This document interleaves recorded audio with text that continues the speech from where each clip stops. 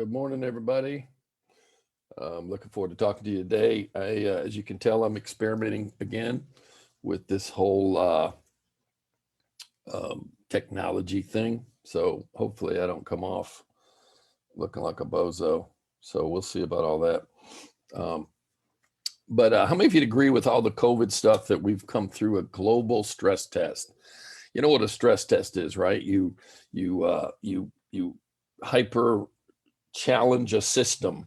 If it's a mechanical system, you might pump some liquid or something in, and what you're doing is you want to increase the pressure beyond what's normal so that you can recognize where there's any cracks or weaknesses. A simple way to say it is this: pressure reveals cracks. Pressure reveals cracks, weaknesses, or areas that need attention, maybe is a better way to put it. So I would say that most of us would probably agree that we've just come through a stretch that you could call a global stress test. Almost every area of our life has been challenged, meaning put in situations that are beyond normal pressure. Your marriage, your parenting, your finances, maybe your your sanity, depending on whether you're an introvert, extrovert, and all that. With all the political stuff and the racial stuff that's going on in our culture, we've been tested in lots of ways. Our compassion, our tolerance for conflict, you might say, our ability to have meaningful conversations with people we don't agree with, which I don't think we've done too well with, by the way. But we've had this global stress test. And last week what I've been talking about lately is the whole triune brain. And last week we talked about the effect of what you might call chronic stress or hyper stress and its relationship to adrenaline. And if you didn't catch that, you might want to go back and catch last week's episode because it'll help you connect to what we're saying. So we've been in this global stress test. Here's my question. How did you do? I mean, if you looked at different areas of your life, your marriage, your spiritual life, your parenting, your friendships, your ability to be compassionate and understanding, gracious, grace-filled toward the people, institutions, and authorities around you. Have we gotten quicker to judge? Have we gotten uglier in our how we look at things? So just a quick thought that I think it'd be good for you to ponder. How do you feel like you did through this global stress test? Here's an interesting scripture for you. It's Luke 11, and just to give credit to John Bevere, he played around with it and found that, the word I there could be extrapolated, probably not exactly translated, as your perspective. And I like to say it this way: perspective is the angle from which you view something. So if your perspective is like a lamp that provides light for your body. So when your perspective is healthy, in other words, when you're looking at things from the right angle, when you're looking at things from God's perspective and not a self-centered, self-reliant, self-referencing perspective, your whole body's filled with light. Now, I'm using this verse because of its connection to the body, and I want to connect it to adrenaline. Adrenaline's a chemical in your body that affects your brain. It affects your moods. It affects lots of things. So when your perspective's healthy, your whole body's filled with light. One person I read behind talked about how that light can have two meanings. One is obviously, visibility. The other is the weight or burden. So when your perspective's healthy, your whole body has more illumination and is lighter.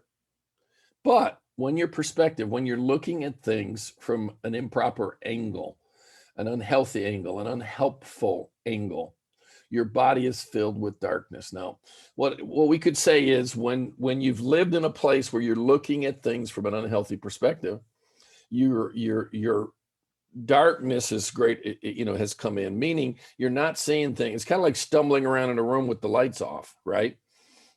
And there's a heaviness. When your perspective's not healthy, there's a heaviness, right? So what's the conclusion? Make sure that the light you think you have is not actually darkness. Make sure that the perspective you're taking is a healthy one. And I don't think we can do that on our own. I think we need people around us to help us with that. So the whole adrenaline thing, what we talked about last week, is the issue with stress is not necessarily that, oh, stress is bad. Stress is good for us. Stress, like we said at the beginning, it reveals cracks and shows us where we need to work. But unabated stress, in other words, staying in a somewhat stressed state for long periods of time, has bad effects on us. And we talked about that last week. You might want to, again, check it out. So what's God's solution to that? I believe God's solution is Sabbath. But I take a little bit different perspective of it because of the way, in my opinion, the church, Christians, have abused the concept. So let's just look at it for a few minutes. So there's a Sabbath rest still waiting. Still waiting. In other words, there's a Sabbath rest available, but it would appear it's a minority of people that are taking advantage of it. So there's a Sabbath rest still waiting for the people of God, for all who have entered into.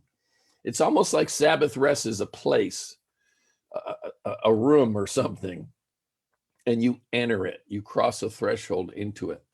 For all who have entered into God's rest have rested from their labors. Oh my gosh, we could chase these rabbits. Just as God did after creating the world. So let us do our best to enter that rest. Let us do our best. One translation says labor to enter rest. In other words, work to rest. Work at learning how to rest. Work at figuring out why you don't rest. Work at figuring out why your life is arranged in such a way that it doesn't accommodate a restfulness. And then it says, but if we disobey God, what does that mean? If we don't learn to enter into rest, as the people of Israel did, we will fall. What does that mean? We're going to have various types of trouble, challenge, that we didn't necessarily need to have if we would have learned how to be stressed when it's appropriate and helpful, and then come down to a place that I would call Sabbath rest. And we're going to talk more about that next week. And then where we land is we land in the middle in this effective, peaceful place. Let me say something while I'm thinking about it. Rest is not the absence of activity. Rest is an internal, quiet, peaceful place in the midst of activity. So what we're talking about, we're still, believe it or not, we're still talking about the brain. But what we're talking about is how to have a healthy perspective of your brain and the effect life has, and your rhythms in life, the effect they have on your brain, and the balancing, probably not the best word, but the balancing of the chemicals in your brain, and how that helps you to just manage life better and feel better more consistently. All right, next week we're going to continue this, and we're going to connect the whole concept of Sabbath to the brain and its health. All right, see you next week.